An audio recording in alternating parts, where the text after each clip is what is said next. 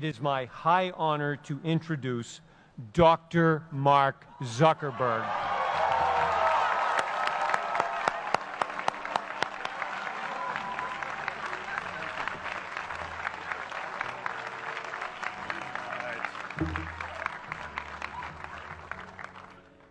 Today, I want to talk about purpose. But I'm not here to give you the standard commencement about finding your purpose. We're millennials. We try to do that instinctively. Instead, I'm here to tell you that finding your purpose isn't enough. The challenge for our generation is to create a world where everyone has a sense of purpose. One of my favorite stories is when JFK went to go visit the NASA Space Center, and he saw a janitor holding a broom, and he asked him what he was doing, and the janitor replied, "Mr. President, I'm helping put a man on the moon." Purpose is that feeling that you are a part of something bigger than yourself, that you are needed, and that you have something better ahead to work for. Purpose is what creates true happiness. And you are graduating at a time when this is especially important. When our parents graduated, that sense of purpose reliably came from your job, your church, your community. But today, technology and automation are eliminating many jobs. Membership in a lot of communities has been declining, and a lot of people are feeling disconnected and depressed and are trying to fill a void in their lives. As I've traveled around, I've sat with children in juvenile detention and opioid addicts who've told me that maybe their lives would have turned out differently if they just had something to do, an after-school program or somewhere to go. I've met factory workers who know their old jobs aren't coming back and are just trying to find their path ahead. For our society to keep moving forward, we have a generational challenge to not only create new jobs, but create a renewed sense of purpose. I remember that night I launched Facebook from that little dorm in Kirkland House. I went to Noakes with my friend KX, and I remember telling him clearly that I was excited to help connect the Harvard community, but one day someone would connect the whole world. The thing is, it never even occurred to me that that someone might be us. We were just college kids. We didn't know anything about that. There were all these great big technology companies with all these resources, and I just assumed one of them would do it. But this idea was so clear to us that all people want to connect. So we just kept working on it, day after day after day. And I know that a lot of you are going to have your own stories just like this. A change in the world that seems so clear that you are sure someone else is going to do it. But they're not. You will. But it's not enough to have that purpose yourself. You also have to create a sense of purpose for others. And I found that out the hard way. You see, my hope was never to build a company. I wanted to have an impact. And as all these people started joining us, I just assumed that that's what they wanted to do too. So I never took the time to explain what it was that I hoped we'd build. A couple years in, some big companies wanted to buy us. I didn't want to sell. I wanted to see if we could connect more people. And we were building the first version of Newsfeed at the time, and I thought, if we could just launch this, it could change how we all learn about the world. Nearly everyone else wanted to sell. Without a sense of higher purpose, this was their startup dream come true, and it tore our company apart. After one particularly tense argument, one of my close advisors told me if I didn't agree to sell the company right now, I would regret that decision for the rest of my life. Relationships were so frayed that within a year or so, every single person on our management team was gone. That was my hardest time leading Facebook. I believed in what we were doing, but I felt alone. And worse, it was my fault. I wondered if I was just wrong, an imposter, a 22-year-old kid who had no idea how things actually worked. Now, years later, I understand that is how things work when there's no sense of higher purpose. So it's up to all of us to create it so we can all keep moving forward together. And today, I want to talk about 3 ways that we can create a world where everyone has a sense of purpose. By taking on big, meaningful projects together. By redefining equality so everyone has the freedom to pursue their purpose. And by building community all across the world. So first, let's take on big, meaningful projects. Our generation is going to have to deal with tens of millions of jobs replaced by automation like self-driving cars and trucks. But we have the potential to do so much more than that. Every generation has its defining works. More than 300,000 people worked to put that man on the moon, including that janitor. Millions of volunteers immunized children around the world against polio, and millions of more people built the Hoover Dam and other great projects. And now it's our generation's turn to do great things. Now I know, maybe you're thinking, I don't know how to build a dam. I don't know how to get 1 million people involved in anything. Well, let me tell you a secret. No one does when they begin. Ideas don't come out fully formed. They only become clear as you work on them. You just have to get started. If I had to know everything about connecting people before I got started, I never would have built Facebook. Movies and pop culture just get this all wrong. The idea of a single eureka moment is a dangerous lie. It makes us feel inadequate because we feel like we haven't had ours yet. And it prevents people with seeds of good ideas from ever getting started in the first place. Oh, and you know what else movies get wrong about innovation? No one writes math formulas on glass, okay? All right? That's not a thing, okay?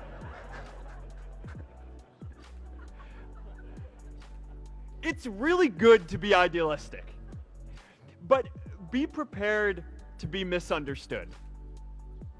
Anyone working on a big vision is going to get called crazy, even if you end up right. Anyone taking on a complex problem is going to get blamed for not fully understanding it, even though it's impossible to know everything up front.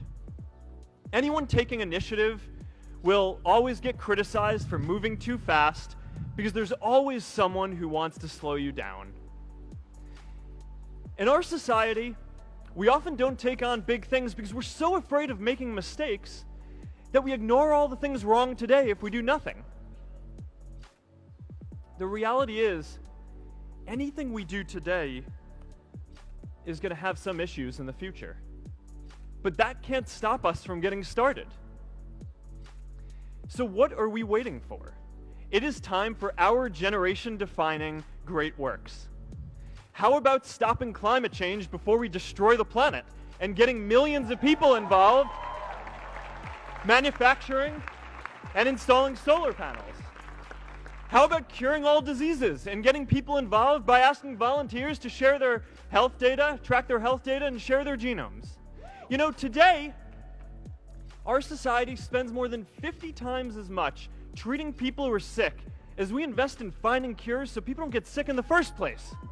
It makes no sense. We can fix this.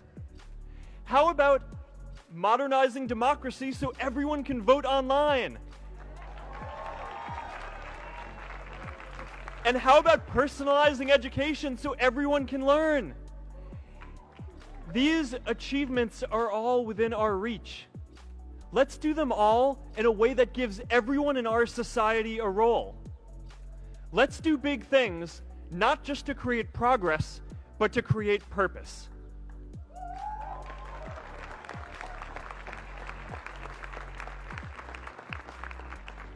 So taking on big, meaningful projects together is the first thing we can do to create a world where everyone has a sense of purpose. The second is redefining our idea of equality so everyone has the freedom to pursue their purpose. Now, many of our parents had stable jobs throughout their careers, but in our generation, we're all a little entrepreneurial, whether we're starting our own projects or finding our role in another one. And, you know, that's great, because our culture of entrepreneurship is how we create so much progress. An entrepreneurial culture thrives when it is easy to try lots of new ideas. Facebook wasn't the first thing I built. I also built chat systems and games, study tools and music players, and I'm not alone. J.K. Rowling got rejected 12 times before she finally wrote and published Harry Potter. Even Beyoncé had to make hundreds of songs to get Halo. The greatest successes come from having the freedom to fail. Now, today, we have a level of wealth inequality that hurts everyone. When you don't have the freedom to take your idea and turn it into a historic enterprise, we all lose. And right now, today, our society is way over-indexed on rewarding people when they're successful, and we don't do nearly enough to make sure that everyone can take lots of different shots.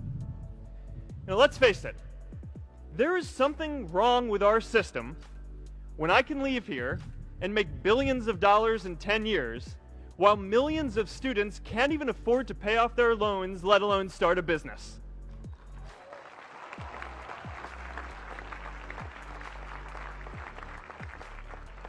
Look, I know a lot of entrepreneurs, and I don't know a single person who gave up on starting a business because they were worried they might not make enough money. But I know too many people who haven't had the chance to pursue their dreams because they didn't have a cushion to fall back on if they failed. We all know you don't get successful just by having a good idea or working hard. You get successful by being lucky too. If I had to support my family growing up instead of having the time to learn how to code, if I didn't know that I was going to be fine if Facebook didn't work out, then I wouldn't be standing up here today. And if we're honest, we all know how much luck we've had to get to this point in our lives. Every generation expands its definition of equality.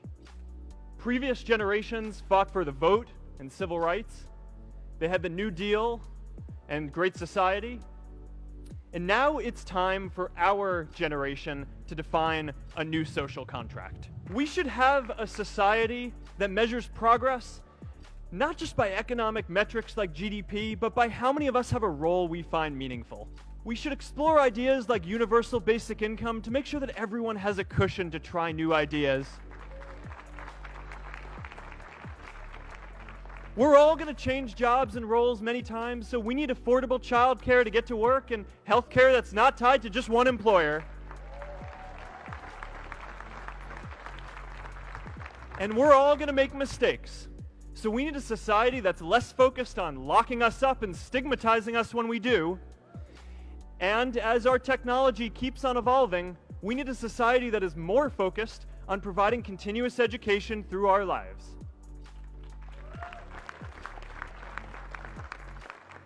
And yes, giving everyone the freedom to pursue purpose isn't going to be free.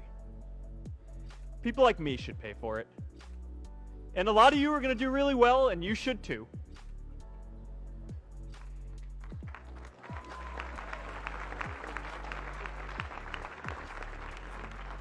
That is why Priscilla and I started the Chan Zuckerberg Initiative and committed our wealth to promoting equal opportunity. These are the values of our whole generation. It was never a question of if we were going to do this. The only question was when. Millennials are already one of the most charitable generations in history. In just 1 year, more than 3 in 4 US millennials donated to charity, and more than 7 in 10 raised money for another one. But it's not just about giving money. You can also give time. And I promise you, if you just take an hour or two a week, that's all it takes to give someone a hand and help them reach their potential. Now, maybe you're thinking, that's a lot of time. I'm not sure if I have that much time. I used to think that. You know, when Priscilla graduated from Harvard, she became a teacher. And before she'd do education work with me, she told me that I needed to get my own experience teaching a class. At first I complained. I said, you know, I'm kind of busy. I'm running this company. But she insisted. So I taught, an after-school program at the local Boys and Girls Club on entrepreneurship. I taught those kids lessons on product development and marketing, and they taught me what it was like growing up feeling targeted for your race, and what it's like having a family member in prison. I shared stories of my time in school, and they shared their hope that one day they would get to go to college too. For 5 years, I've had dinner with those students every month. One of them even threw Priscilla and me our first baby shower. And next year, they're going to college. Every one of them, first generation in their families. We can all make time to give someone a hand. Let's give everyone the freedom to pursue purpose, not just because it's the right thing to do, but because when more people can turn their dreams into something great, we are all better for it.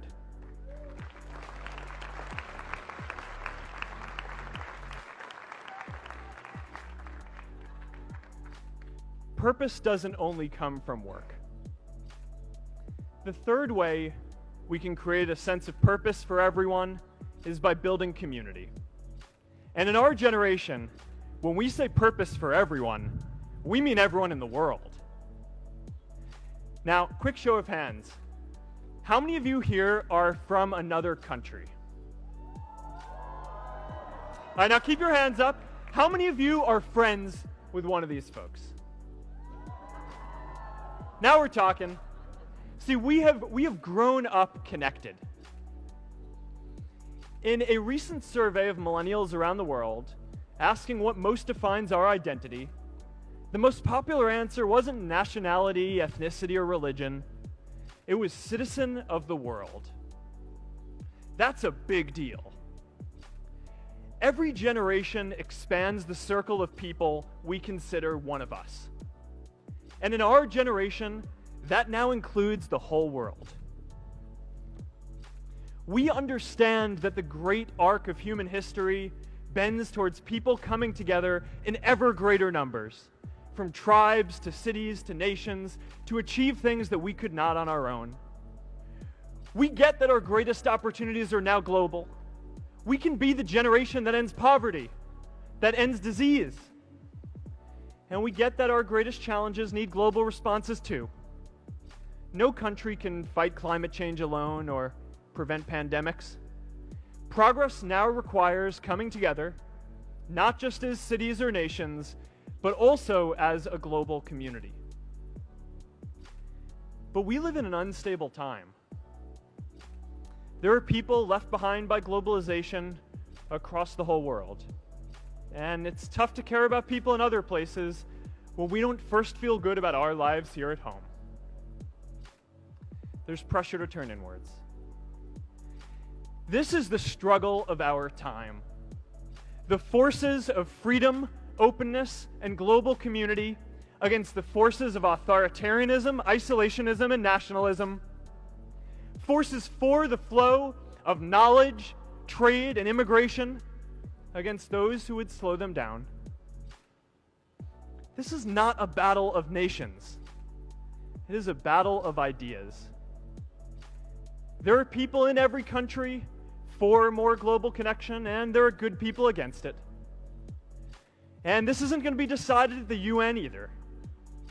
It's going to happen at the local level when enough of us feel a sense of purpose and stability in our own lives that we can start to open up and care about everyone else too.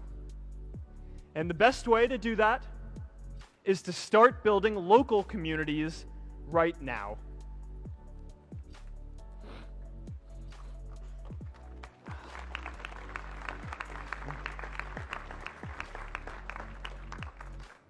We all get a lot of meaning from our communities. Who here's from Elliott House? How about Lowell? I know you guys found community because you literally live right on top of each other. And Mather?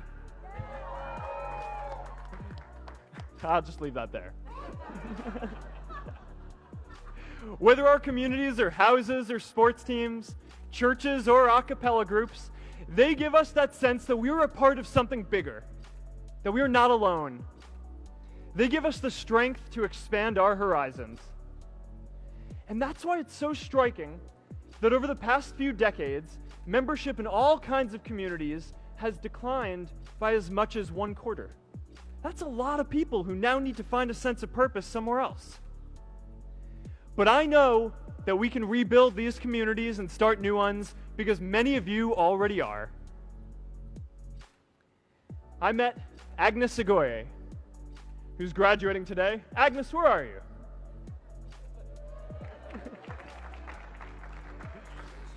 Agnes spent her childhood navigating conflict zones with human trafficking in Uganda, and now she's trained thousands of law enforcement officials to keep communities safe.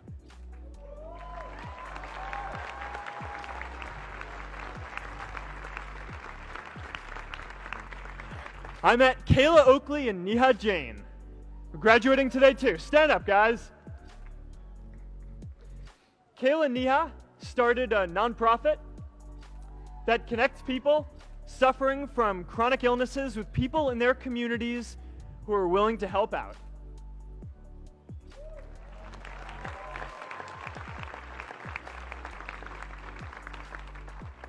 And I met David Razu Aznar, who's graduating from the Kennedy School today. David, stand up.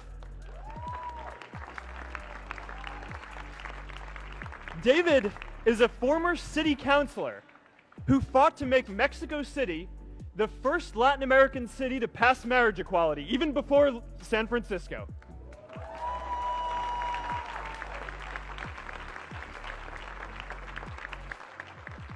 And this is my story too. A student in a dorm, connecting one community at a time, and keeping at it until one day we can connect the whole world. Change starts local. Even global change starts small with people like us. In our generation, the struggle of whether we connect more, whether we achieve our greatest opportunities, comes down to this: your ability to build communities and create a world where every single person has a sense of purpose.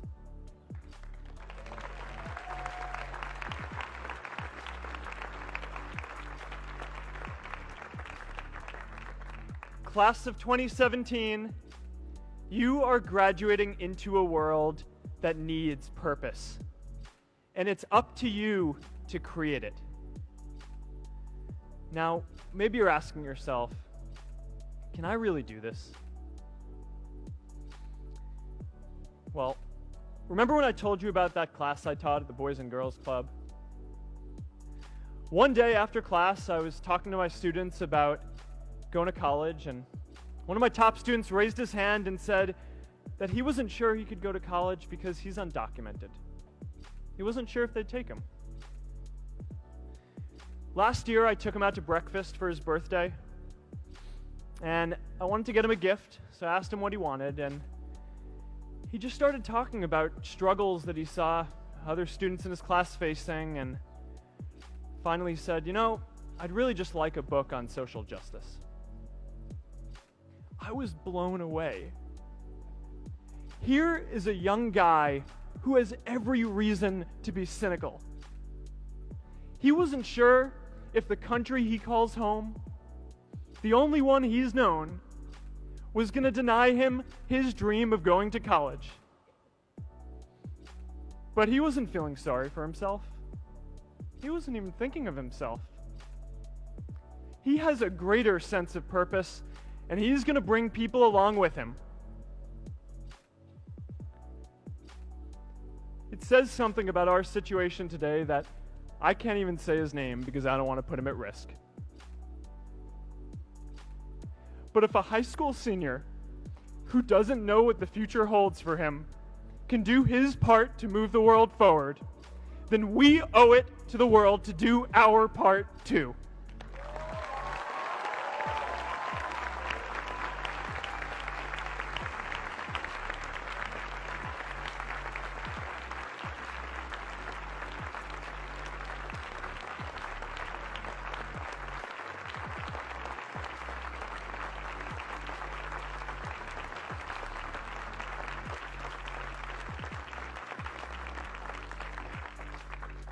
So before you walk out those gates one last time, and as we sit here in front of Memorial Church, I'm reminded of a prayer, Misha Berach, that I say whenever I face a big challenge, that I sing to my daughter, thinking of her future when I tuck her in at night.